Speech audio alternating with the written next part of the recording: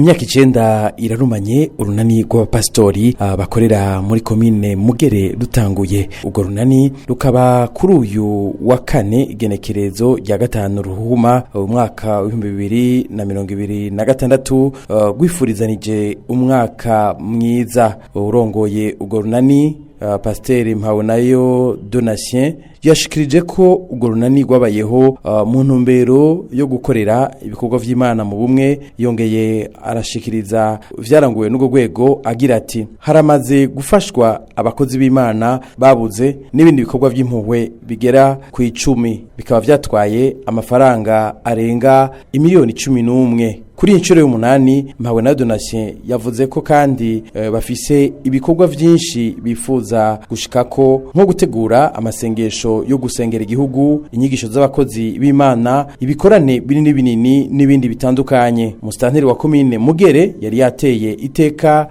ivyo birori, yashimye cyane ico gikorwa agira ko asaba abakozi b'Imana gukomeza gukora ibikorwa vy'Imana neza mu kubahiriza amategeko y'igihugu hamwe no gusukura aho babaye naho bakorera. Nayo urongoye umugambwe CNDD-FDD muri komine ya Mugere yifurije umwaka mwiza abakozi b'Imana ndetse anabashimira ku bikorwa vyiza bakorera muri iyo komine. Yagize ati kubagira muri iyi komine ni vyikimazi cyane kandi tuzobana dushigikirana. Yabandanije ati uru runani nukuruha inguvu rukomere kugira ngo ibibazo vyose bijanye n'amashengero bizoze biratoregwa umuti muri urwo runani. Mwomenya ko barangije basangirira hamwe mu munezero ntangere.